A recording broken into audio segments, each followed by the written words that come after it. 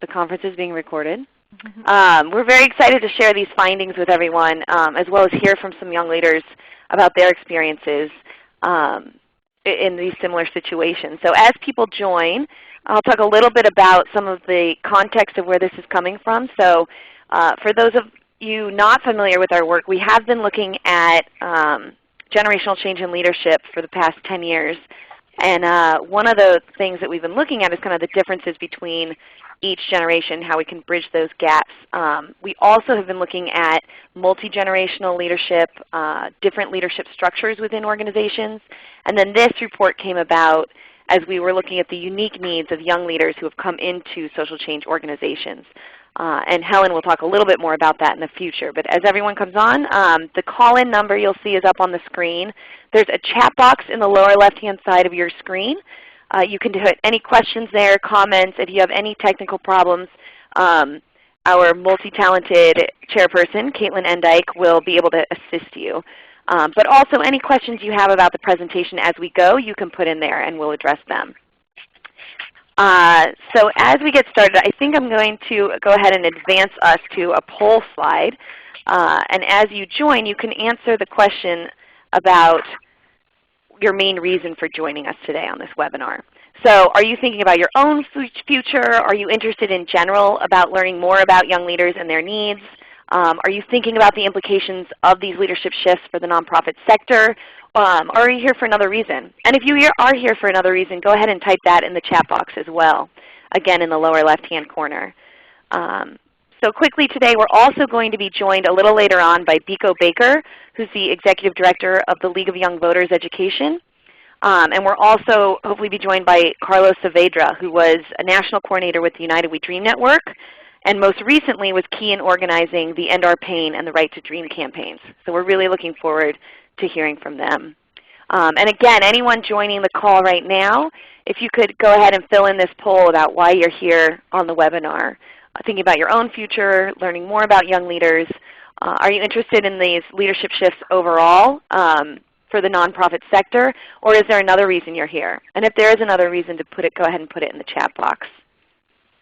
Also, we sent along when you registered for this webinar, you would have gotten a link to the Vision for Change report. That's also available on our website, as well as any other reports we refer to today. We have reports on baby boomers, leadership structures, generational change, and we'll be looking at that. So I think we have a pretty decent number of folks joining us at this point. So I'll go ahead and see. Most of you are here thinking about your own future, so that is great.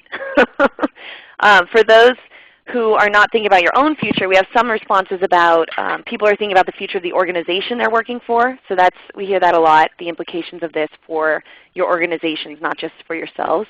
But not too many people concerned about the implications for the nonprofit sector. So we'll see about that.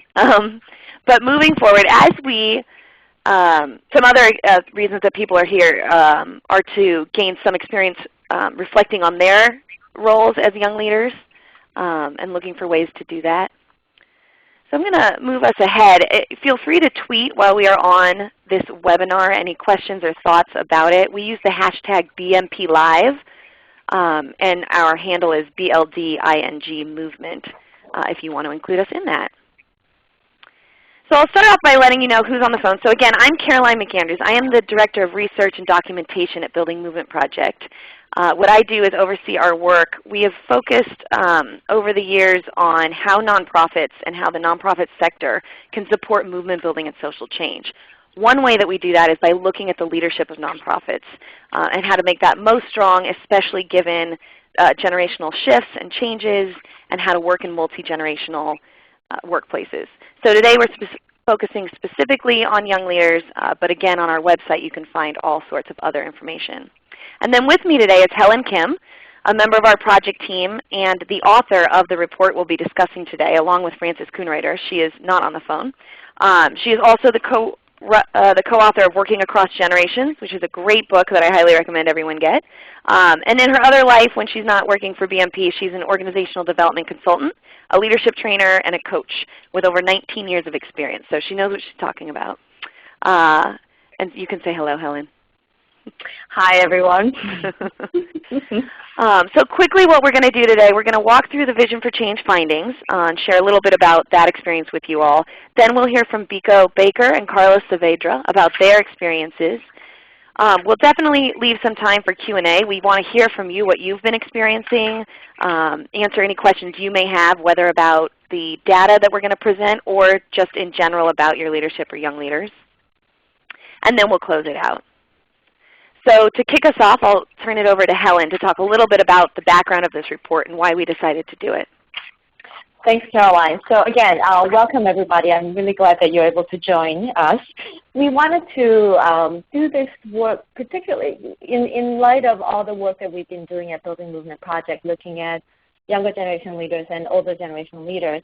Wanted to particularly focus on what are some of the day-to-day concerns, hopes as well as concerns that young leaders have currently. And what we did was we took a small sample, sort of a snapshot across the country, speaking to younger generation leaders who were then under 40. We spoke to a total of 17 executive directors or co-directors. We wanted to particularly focus on people who are EDs or co-directors who have the responsibility of leading an organization as well as really charting out the strategic course, and who's also in network with a lot of other leaders around the country. Just to give you a snapshot, we have about 12 of our 17 interviewees were people of color. Even though it was a small sample, we tried to get a really good cross-section in terms of both around the country. I know oftentimes studies often focus on the either coast. We wanted to make sure that the Midwest and the South are included. And in terms of both race and ethnicity, we also look for a good combination, as you can tell from the graphs, the pie charts here. I wanted to say a little bit about the kind of organizations. Again, even with a small sample, we wanted a good cross-section of organizations that are specifically working with social change mission and also have a deep commitment or are actually doing some on-the-ground organizing work. So the 17 leaders represent organizations. Some are very grassroots organizations working with either immigrant communities or low-income communities in their neighborhoods, to some organizations that are actually network of organizations that's around the country. So really a combination of community organizing, civic engagement, and moving to state and national policy as well. The issues represented include environmental justice work, to leadership work, to immigrant rights, to workers' leadership and workers' rights as well. So small sample, but really a broad stroke. That's what we were hoping to get. And particularly, I work a lot as a leadership trainer, and what I wanted to do also was to really follow, in a way, them back home. It's like what happens after a lot of the network meeting, a lot of the leadership training on a day-to-day basis. What are some of the things that they're hoping for and they're struggling as well. Before I go on, I certainly want to appreciate a lot of other people really contributed to this study. So as with typically happens at the Building Movement Project, this project really relied heavily on everybody, certainly my co-author, Francis Kunreuter, but all of the team, Caroline and Caitlin, and Alicia Gray and others, who really made the work really come together. So we're really happy to present. Caroline? Great, thank you. So one of the first findings we want to talk about is the role of the executive director, him or herself, which most of the folks that we spoke to were in that position. And so some of the main issues that were brought up might remind you of issues you've heard of in any executive director position. We know it's a problematic position. There's a lot of responsibility and demands. So some of them seem similar, but there were certain unique challenges for these organizations that we're trying to go to scale. And by scale, I mean have a national impact, not necessarily grow in that way. So the first was around supervision of staff. A lot of these leaders came into the position took over from another director. So there's the issues of inheriting staff. There's also issues around challenging and nurturing staff when you have a new leader to want to grow into that position and in the direction the organization is going. So really what we heard was that people felt they lacked training to kind of set those standards, set those benchmarks, and then really nurture folks to get there. Along with that came this issue of finding the right people. So once these leaders came into these positions and were working with the staff that they had, there's also a second type of skill set that a lot of social change organizations are looking for right now, which is either around technology or large-scale organizing, these really specific skills that we actually are in competition for the for-profit sector. I think a lot of times people talk about leadership in the nonprofit sector being a war for talent, that we're losing them to the for-profit sector. I think in this case that is actually true because there is the skill set in which people pay so much money to get it. It's harder to find those folks. So not only are they expensive, but those skills don't necessarily exist in the current staff who might have a different set of skills. And finally, getting the work done. There are serious funding limitations, and that limits the number of people to get a new scale of work done. So if you're thinking of local organizing and base building work and how to expand that to a national scale, not necessarily through one organization, but to be able to do that work in partnership in a national way, it takes more people, and there's always that challenge of funding and what the work is that needs to get done. So as we thought through those issues, one of the other things that came up, there's two different sets of leadership I was just talking about. So one is this kind of transformational leadership in which you're working on the vision for change. You are nurturing member leaders. You're bringing up people through the rank and trying to make sure you're setting those goals for them to meet. And that's one set of leadership development training that's out there. The second set is around management. So policies, budgets, running an organization, the really technical aspects of that, and you find a lot of those in management training programs. But what we didn't see was a lot of programs that would combine those two. So if you are a social justice leader looking for management training, is there a program that could incorporate that? And vice versa, if you do need the management training but you do want to think of it in a transformational way, how do you get that? So that was what we were hoping could come out of some of this work, is looking at more of those training programs. And now Helen will talk a little bit about some of the specific demands around identity. Right. One thing I want to add on this multidimensional management training is that there are one thing, what are some of the management trainings that really keep in mind the social justice, social change leaders and the needs of their organizations? The other piece is who's in the room.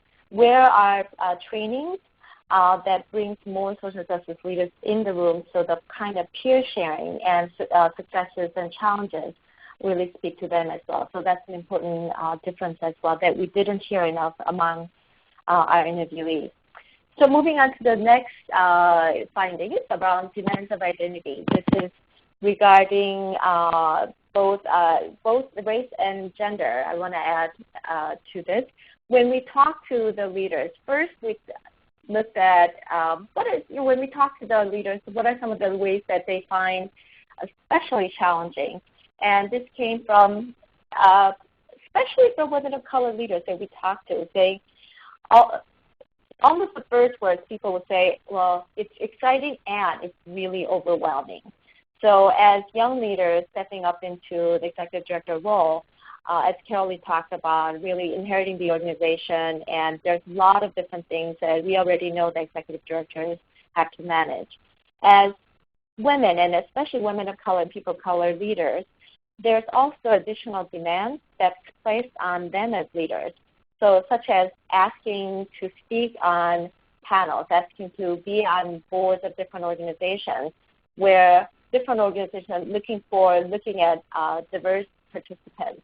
And while it opens the door and opens opportunities for young leaders of color, especially women of color, to be in different spheres of influence, have high visibility, it still also takes a lot of toll on both their time and energy, and adds a lot of pressure on their own leadership responsibilities. So that's one thing that is both exciting and it's also very, very challenging as well. They also know that they talked about, I know that I'm part of it. I'm also invited to these spaces as a token, and that's the reality, and I want to really take advantage to really leverage that as well. But there are just too few of us who are at the executive director role and at this leadership role, and they're really feeling the need to really increase the pool of women of color, leaders of color, and women leaders at the very top of the organizations, and also on the national level as well. And part of this, to the next point, is even while they're getting some visibility, it doesn't always translate to the kind of influence that they feel like they're having at the state and national level, and it doesn't always translate to the kind of financial support and other support that they can get for their organizations and their cause as well. Often one of the interviewees talked about how I still feel like I have to be the smartest person in the room to really get the legitimacy that I belong here, or that my voice really counts. So while they are really rising to the top and really strategic and very generous with their leadership in a lot of different spheres, when it comes to really how does my leadership actually gain legitimacy that also translates into more visibility for the issues, my organization, our issues, our network, and funding, there's still a gap that they're feeling as well. So that's another issue that they talked about. There are a lot of these leaders, especially women of color leaders, women leaders, and men of color leaders, are very cognizant that they have been mentored to get to this place, and they really are really committed to making sure that they support other younger leaders of color and other women leaders. So while they're overwhelmed, they are very busy with a lot of the work that they have to do, many of them talk about, I'm very committed to making sure that there's I make my time and energy available to nurture and support other leaders. Part of it is I want to make sure that there's a much larger pool of leaders who look like me as continue to move into more and more influential spheres in both the state and national level. And it's something that I'm very committed to, and that's both a payback and pay forward commitment that we see among these in the leaders as well. And I do want to recognize that one other thing that they talked about is as we move on to recommendations, for people to, what's the expectation? People to really look at what's the expectation that we have of these younger generation leaders, especially women and people of color leaders, and be explicit about here's some things that we want to do, and here's some things that we can do to support you. So you can help lead the organization, and you can help lead the sphere of influence or the sector. And if that means that we need to make sure that there's an extra support for you, the commensurate funding to really support your leadership in this way, to really make sure that it's not simply asking them to step up, but there's also full support in really making that leadership possible. So there's a higher expectation of people of color, women leaders at the top. And how do we make sure that we both recognize that, name it every time there's an opportunity, and really make sure that there's a full support to make sure that they're more than happy to step up, but they also need extra support in that way. So that's our recommendation, to really understand what the expectation is and follow through from other supporters and the funding side as well. Then we want to then move on to the next part, which is supporting young leaders. We've been talking about this throughout the report. A couple of the specific points that we found during this is that as many leaders, we talk about younger and older leaders, finding the boundaries and balance, really balancing what's enough to do the leading of the organization, and how do I continue this as a marathon, not a sprint. That's something that people have really brought up many, many times. There's no shortage of things, and I think really people are really trying to figure out, how do I prioritize my time? How do I prioritize? There's a really good balance between holding on to the long-term vision and also a lot of the putting out the fire that as executive directors many people have to do. So balance issues certainly surface as one of the top issues. The other is work and family divide. Many of the young leaders we talk to are raising family and really wanting to be both really good at what they do as a leader of an organization and as a movement, and also paying attention to be paying attention to their personal lives and their responsibility raising a family as well. Especially the young women leaders that we talk to, they look around the room and it's like, I don't see many people with young kids like I do, and that really scares me. I want to make sure that there's full understanding, more peers, that being able to raise a family and being able to lead is something that is possible. We hear this among young men leaders as well. I want to be responsible in raising a family and co-partner. So really making sure that having that boundary is a really important part of the value that we bring to this work as well. The other issue is that surfaces is that many leaders talk about, I need some time to rest and reflect. There's so many different things I'm learning. There's so many great ideas. There's challenges that we're facing are really, really great. And we're moving so fast that I feel some time to really reflect and write about what I'm learning and really contribute in that way would be really, really fabulous. But they can't find the time on a day-to-day to really do this. Many of them talked about as if I may only be able to do this when I leave this job and take a sabbatical. And there's a wistfulness. It's like, what does it take to actually join their work while they're still in their position as a director, to be able to take some time to really reflect, because many of them actually were wanting to really read and write and discuss with others. They're really interested in new ideas and really looking for solutions that solutions for the challenges that they're facing. So some of the recommendations that we wrote about is how do we both strengthen and expand leadership? Not everything is focused on executive director. Many of them are already experimenting with teams and management teams that really distributing. How do we actually continue to encourage that? Many of them actually, on their wish list was like, I wish I had an assistant to really help me manage. And I think in the culture of social change work, really making it possible, having somebody to really assist them to manage their schedule could really free up their thinking time as well. And also, what are some ways to make possible some mini sabbatical during their tenure as an executive director? What are some ways for organizations and of field to create some reflection time so they can come back and recharge and be able to continue to experiment with fresh ideas as well? So those are some of the recommendations in this particular issue around supporting them as thinkers and people who want to really have a balanced life as well as being an effective leader. Moving on to the next topic with Caroline.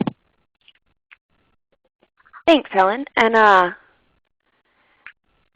as we've mentioned again a couple times earlier in this presentation, and as you'll see throughout, is meeting needs with limited resources, which is, again, a challenge for a lot of nonprofits, but we found some really specific things that apply to this group of leaders. The first being higher levels of funding needed. So a lot of the time, what you see is people getting smaller grants to test things out, or because they're doing local work, they get smaller grants.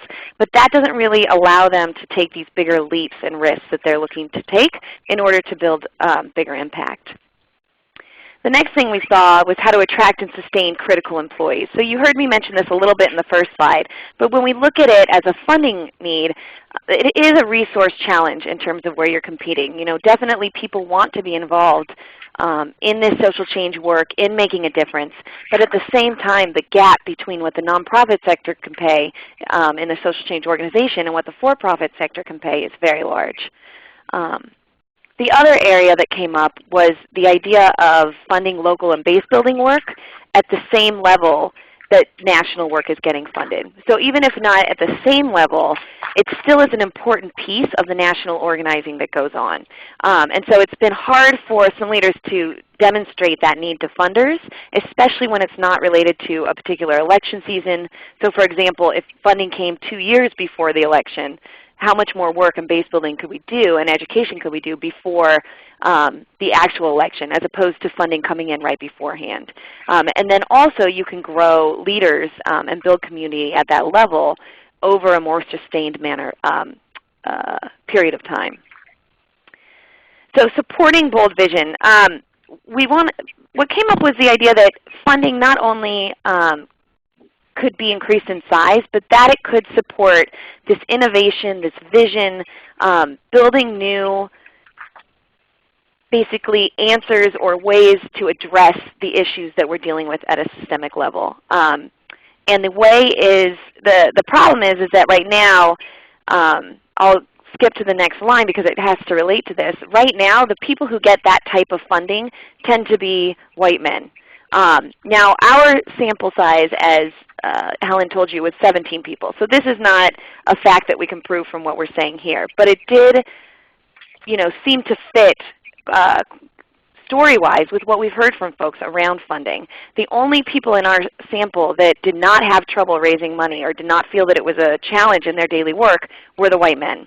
So that does raise flags. A lot of the ways that we saw this break down was not only in this risk-taking area, which in the white organization would be called risk-taking and learning and fail faster, a lot of phrases you may have heard in terms of kind of social entrepreneurship and different types of entrepreneurship. In a people of color-led organization, what that was seen as failure. So you get a smaller grant, and if it doesn't work out because you're trying something new, that's seen as failure. And then people are less likely to take a risk. So that's a really big divide that we saw. And again, the other divide was around the levels of funding and the sizes of the grants. So obviously what we're looking for here is a new model of funding, multi-year, general support, fund risk-taking, fund big ideas, and let people try them out and see what isn't working and be honest about that change is what we're hoping to see there. Now, we do have a poll here. I just realized that it did not get, not all of the answers got into this. So I think if one of these selections is what you've been dealing with or that you've grappled with, any of these things that we brought up, go ahead and click on one of those. If not, enter into the chat box anything that we've just been talking about in these different areas. What has been a challenge for you, or what have you grappled with in your leadership? Be it supervision, be it the challenges of being an executive director. Is it race and gender identity issues, naming and seeing those and grappling with those? Is it addressing needs with limited resources, and in what specific way? So if you take time to write that into the chat box, we can look at that as well. Right now it seems that a lot of people have had trouble leveraging or grappled with leveraging networks more than looking for balance. So I'll give everybody a little bit of time to input their answers. And again, in the chat box, add anything else that we discussed that you're particularly challenged with or grappling with now. One of the things I want to say while you answer this is around the networks issue. What we've really seen, kind of our overall recommendation in the report was to value support networks. And what we meant by that was that we talked to the leaders in the report about mentors and coaches and other leadership development, sources of support for them as leaders. And what we found was that people had built these peer networks, very strong peer networks for that support. So other people in leadership positions dealing with the same issues they were, and they really brought their issues to that group and to that circle as a way to move forward and come up with new ideas. And it was a really important piece of their mentorship at the peer level rather than specifically an older leader, although they did often have those mentors and coaches and valued that as well. So we definitely want people to pay attention to that as we go forward. So, Helen, yeah, please add. Yeah. So one of the things that really struck me doing these interviews is really the bold dreams that these young leaders had. And many of them, even though they're executive directors under 40, many of them had decades actually of experience, starting with a youth member, starting as an organizer, starting with working through the ranks in organizations. So they had a lot of experience looking at what's needed. So people talked about these are the dreams that we have. We are really being audacious. We're looking at how to really shift the narrative around immigrant movement. We're looking at how to really, what are some of the ways to really break through on workers' movement. So part of their frustration is that we also need the kind of networks and kind of funding and kind of recognition that really warrants the vision that we want to really unfold as well. So it was actually very humbling to see all of that. And at the same time, because the kind of change that they want to make, it also requires a lot of organizational shifts as well. And this is why the rub between, we have the vision, but also the day-to-day management of how do we change, how do we retool the organization to actually go to that next level. So communication is fine, but for us to take it to another level, we need a whole different level of both capacity, supervision, training. We need a whole different level of technology to really support us. We need a whole different level of, we're wanting to dream at the national level. We need people to take a chance on us to be able to fund us at that level, and never always really remembering the connection between the grassroots and then the national policy is really linked. So a lot of really, really thoughtful ideas about what is needed as well. And I think there's been a lot of attention paid to training the leaders to get to this position. And what we wanted to do is, like, once they get there, what else do they need to really unfold their vision? Great. Thanks, Helen. One question we want to answer is around coaches and what we kind of mean by coaches. Are we referring to paid professionals, or is it a synonym for any mentor or pro bono consultant? And I'll start, and Helen, maybe you can finish this up. But I think coaching is a really specific source of support in which a leader can look at specifically what needs they're trying to meet and how to get there, whereas a mentor might provide a range of different supports, including social and personal supports as well. Helen, you do this professionally. What would you say is the difference kind of between a mentor and a coach and a paid versus an unpaid?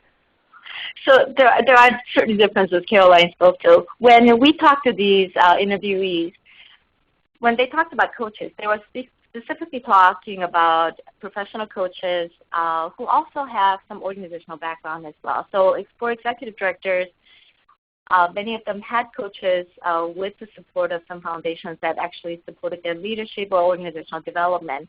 And coaches were very helpful, and for them to strategize, understand, really step back and figure out what is my leadership role here with respect to, say, a board chair that I have pensions with, or other ways that I want to really reconfigure our team, or how best to lead by example. So working with professional coaches have been named often as a really important support for them. Mentors, many people talked about elders in the community, but also younger generation as well. So mentors are not simply older to younger, but mentors can be same age or even younger, to say, here are some places, here's the person that I can go to who can give me advice and who can also hold me accountable to do things that's more on a volunteer basis, but nevertheless really, really critical, who understand what their role is and their life history as well. So really looking out for their interests for the long haul.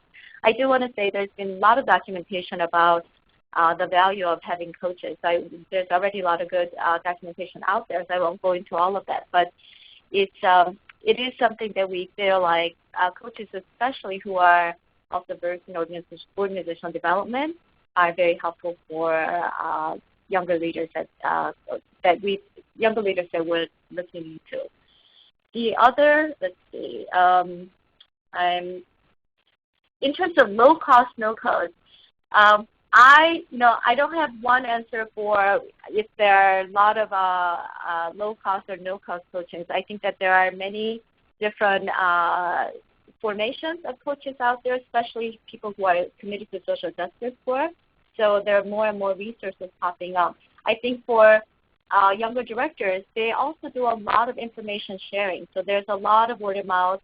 They're really looking for one another for resources as well. So I know that they do a lot of active referrals as well. Great. And one of the folks on the phone also mentioned coaching for social change, which provides low cost, no cost, and has made a huge difference for that participant. So that's one suggestion. We'll include those in the follow-up we send out. We'll include any recommendations people give while on the phone. Okay, so and there's no more questions on the findings. I'll let Helen move on to actually one speaker that we're going to have. Okay, so we wanted to actually have two speakers. I know that we knew that Biko was gonna be a little bit of a stretch for him because he had a huge action. So we just got confirmation that he unfortunately will not be able to join us. But we are really thrilled to have Carlos join us. And both of them were actually part of the interview pool. And Carlos, let me say a little bit about Carlos, and then I'm gonna hand it over to him and ask him a few questions so you can hear directly from his own experience. So Carlos migrated to Boston when he was 12 with his parents as an undocumented student. And at 16, he was already becoming really active in immigrant rights movement. And by 2005, he co-founded Student Immigrant Movement of Massachusetts. And when I interviewed him, he was a national coordinator for the United We Dream Network, which played a huge role in all of the work around DREAM Act and leading the organization from seven organizations to a coalition of 52 while he was there, and certainly played a big role in the DREAM Act campaign. And he was also voted a 2010's Progressive Activist of the Year by The Nation magazine. He has since moved on to now co-found and be an active member and trainer and coach with Movement Mastery. So with Carlos, I wanted to pose a number of questions that I know that many of you would be interested in. So Carlos, welcome first of all. Thank you. Can you hear me? Yes? Great. Okay. Thanks so much for making the time. And I just said really briefly about your past. Is there any other tidbits about your path to becoming a director of United We Dream first and then moving on? Anything that's important for others to know? That's a good question. Well, hello, everyone. Well, as many of you know, I came here when I was 12 as an undocumented student. And when I was around 16 to 17, I started to organize with other peers here in Boston, Massachusetts, for educational rights for undocumented young people. And later on, we founded an organization called the Student Immigrant Movement. But I think one moment that really set me off to, I think about this more seriously, because before I just thought that if I just did organizing for 1 year or two, the whole world will change and then I can just go back to my normal life, was that I was at a community college. I was a student in a political class, and we were organizing some of the 2006 marches for immigration reform. And I asked the teacher, because the march was like a day after or something like that, I asked the teacher if she would talk about, the marches, because a couple of us were organizing it. We thought it was a pretty big deal that 20,000, 30,000 people were coming out to march for their rights in Boston. And she said to me, Carlos, that's not really important. That's not what the class is about. So I got really angry, I got really pissed off, and then I went and talked to my mom, and I said, Mom, I'm not going to continue to go to college anymore because I don't think I can learn change from people that have not done it. So that's when I became kind of a full-time organizer at the Student Immigrant Movement.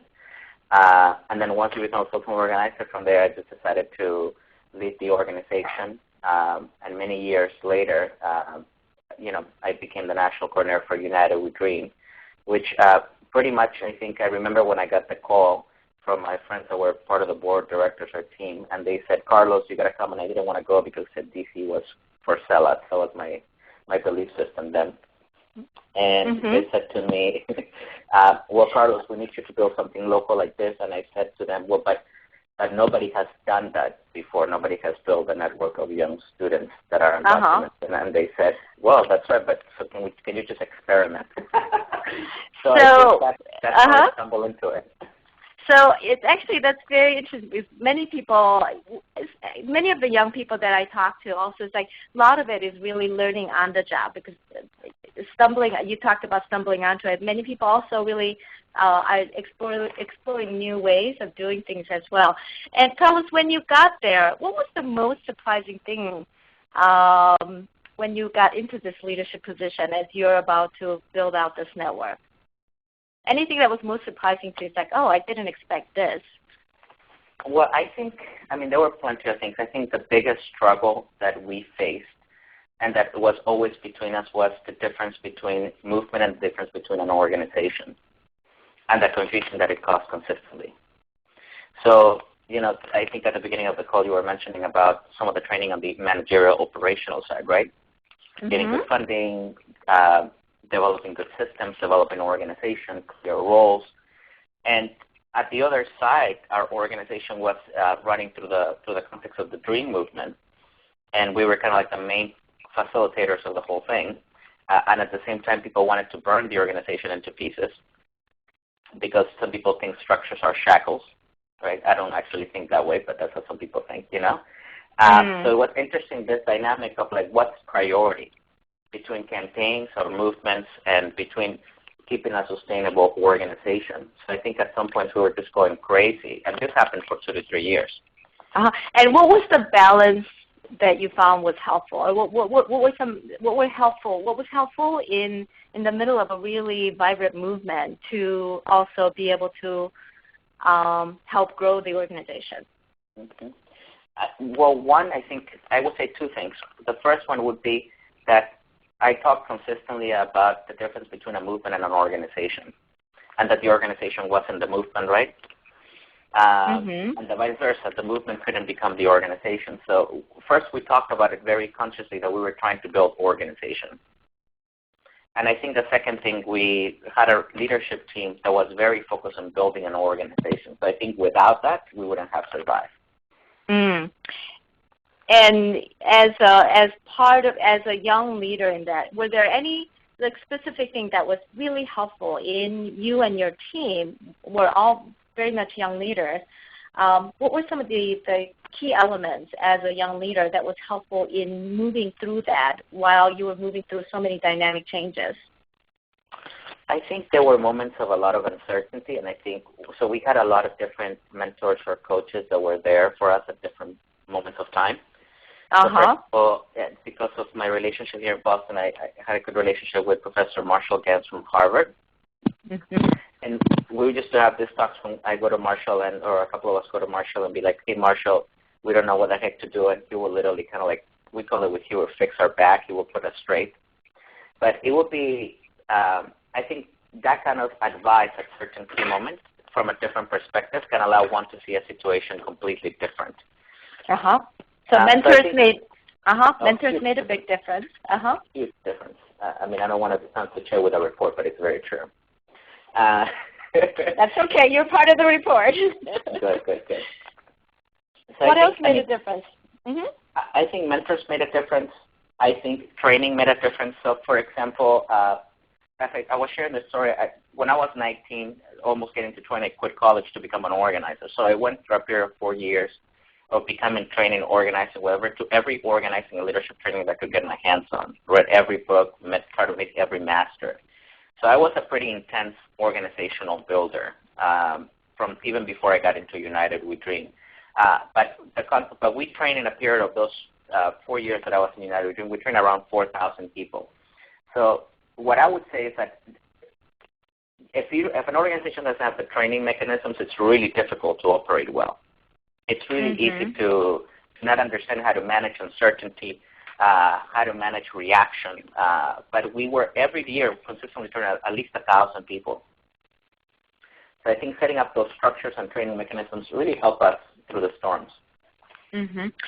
And in terms of both just finding a balance for yourself and other young leaders that you were working with, or time for reflection, or any other kind of issues that we were raising in the report, I wonder if any of them also particularly resonated with you, or any creative solutions that you might have also employed as well.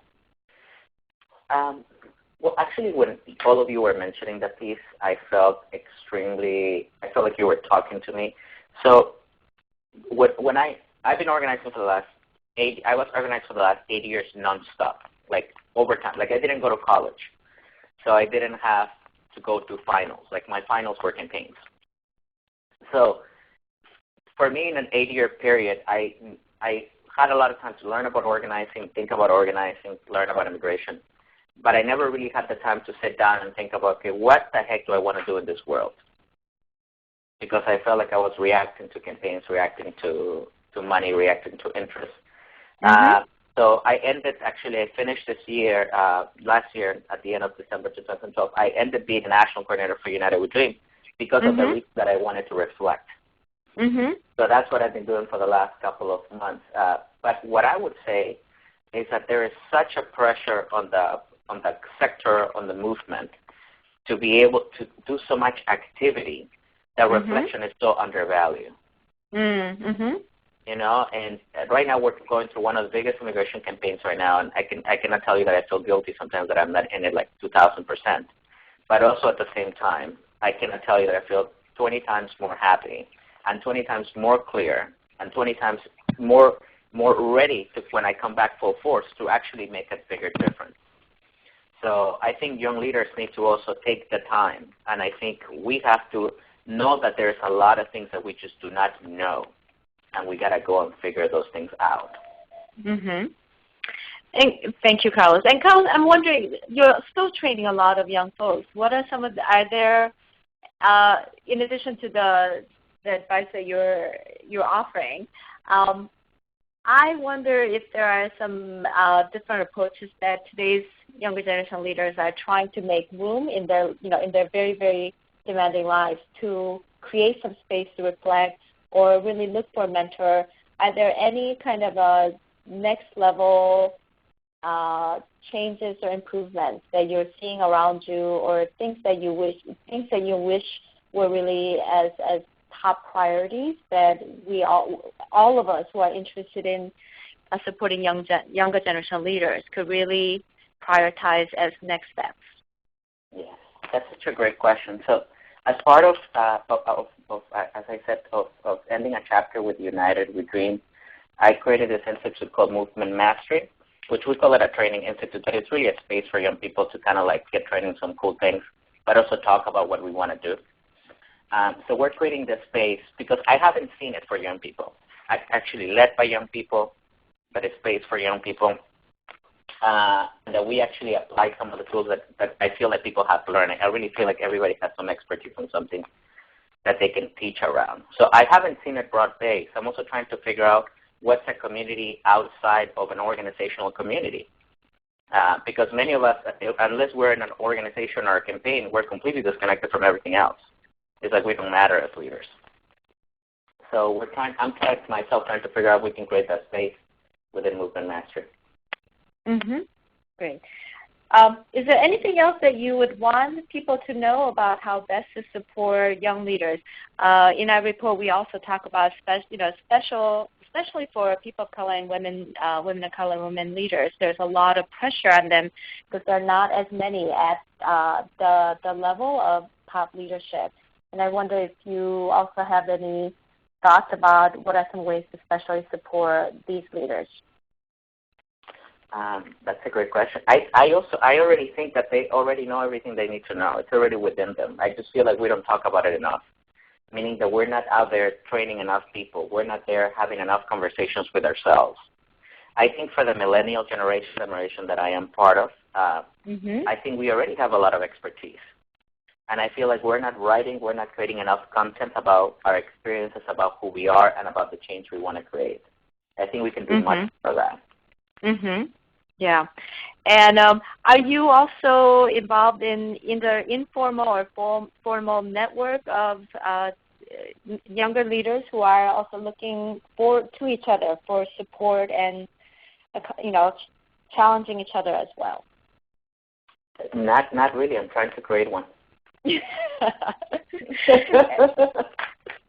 And in terms of the mentors, I wonder if there's also different ways that you're actively also mentoring younger leaders, as well as continuing to really seek out older and younger mentors for yourself as well.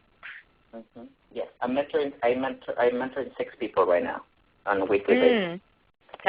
Is there more of a formal relationship? I'm curious about how you actually structure your own mentoring of others. It's both. It's both formal and informal. Some things are paid, some things are non-paid. Not that that's formal and informal, but that's the culture that I think we wanted to instill in the United We Dream Network. It's that it's not about having experts. it's really about the art of coaching. So sometimes we don't know. Like I think that's just, we have to be honest sometimes. Like I used to talk to older organizers and they come and train us and all the good stuff. But you haven't created the change. So where is the new economic system you talk about? Where is it? So they will be like, well, I don't know. It's like, okay, that's great. That's a great thing. It's not to know. It's a beautiful thing. But I think the art of coaching, which is a skill that everybody can develop, I think it's powerful. And and the reason why I have 6 all the time, and I always have 3 people coaching me on different things, is because I think people have different perspectives. And I think if we can improve how do we ask each other the right questions, and how do we get ourselves in different states of mind, I think we can create a lot of beautiful things in this world. Great. Well, thank you, Carlos. Thank you for making the time to come and talk with us, and thank you for all your work. Yes. Thank you all. Thank Great. you. Good luck. Thank you. So I really want to appreciate Carlos. And just want to say, while Nico wasn't able to join us, one of the things that he was really passionate was about, he works with a lot of young folks and really making sure that funding is available for, especially in the really difficult economic times, and making sure that, so for example, stipend for internship, that may be the only job opportunities in the communities. So I know that he was very passionate about really understanding what's a new way of funding the work proactively. So for election cycle, not wait until it's too late to plan, but plan way, way ahead. So really understanding the interrelatedness of how to do the work and how to make sure that there's enough resources early so they can actually do this work. And really making sure that attention is paid along the entire ecosystem of working on the ground to a national strategy. So that's one of the things that I know he has been really passionate about, and also really doing a lot of reflection. He's finishing up his dissertation, so being able to do the groundwork, and was really committed to, we have to be the one who write about the work and articulate it. So really bringing both theory and practice together, and that's another common thread I've seen in a lot of young leaders who are not afraid of writing or theory, but really understanding the power of bringing all of that together. Caroline? Great. Thank you so much. That was so great to hear all of that, and to really reflect on what the work looks like and what these interviews, how they played out in real leaders' lives. One of the questions that we get a lot, and I want to put to you, Helen, and I'll also answer it as well, but that we've seen also today is where's the role for older leaders in all of this, in terms of both the supports they need, but also what are the supports that they can provide as well.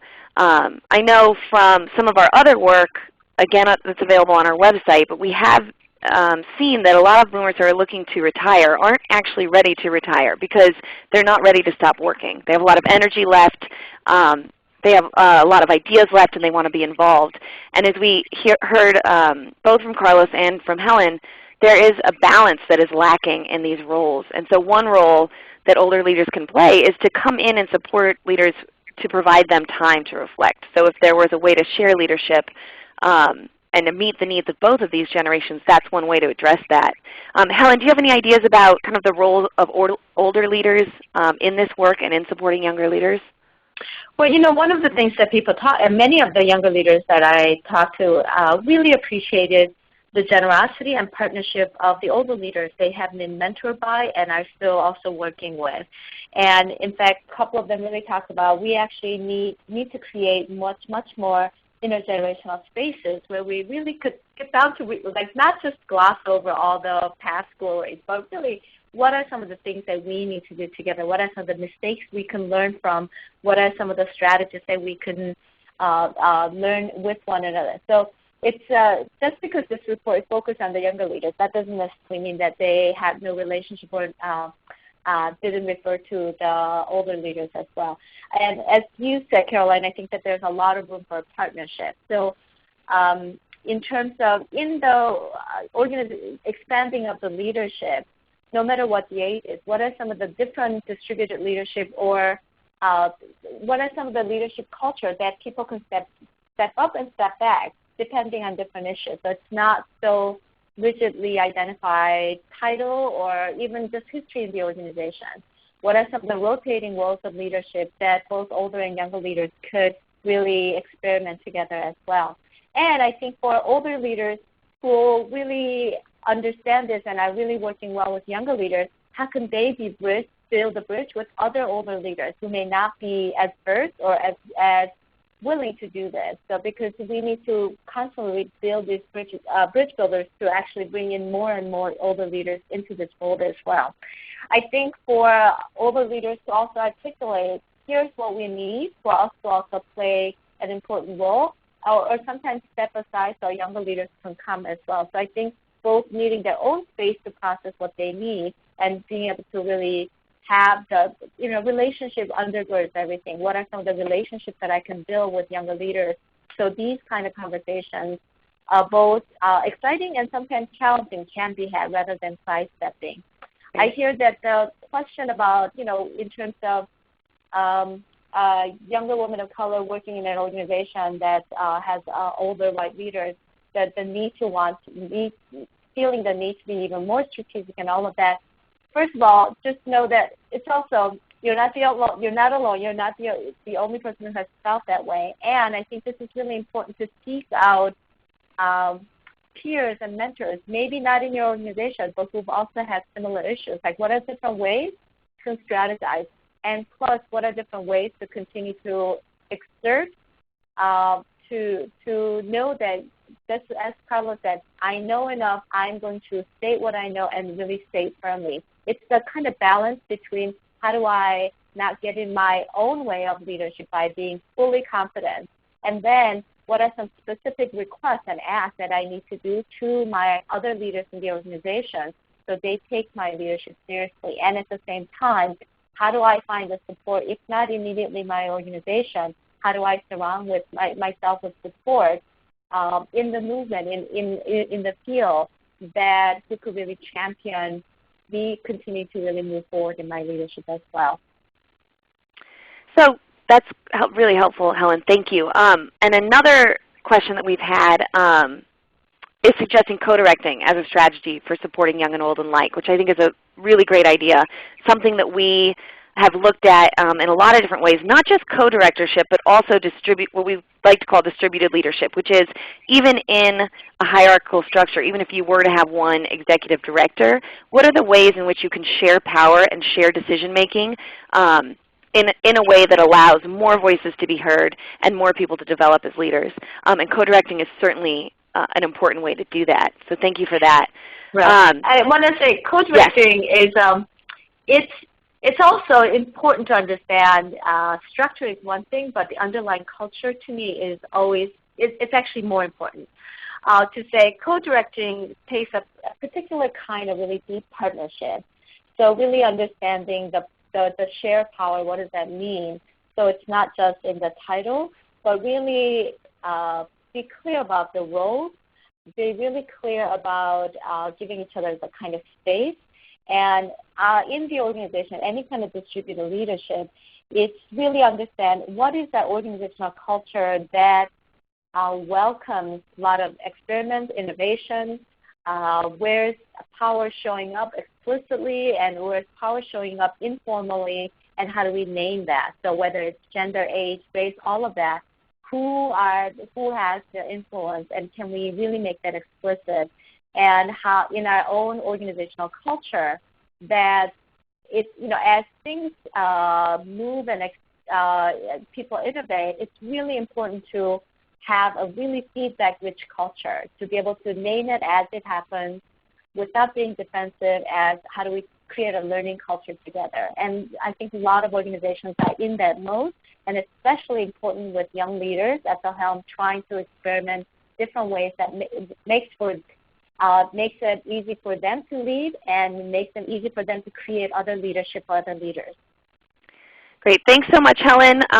Thank you all for being on the call today. We've hit the end of our time together. You'll see some information up on the screen about how you can follow us and find out more information. Caitlin put the link to our report, which looked at alternative leadership structures and decision making. We also have a ton of other resources on our website that you see on the screen, and you can also sign up for our newsletter there. There'll be a short survey that pops up when we finish. Please fill it out if you can. It helps us.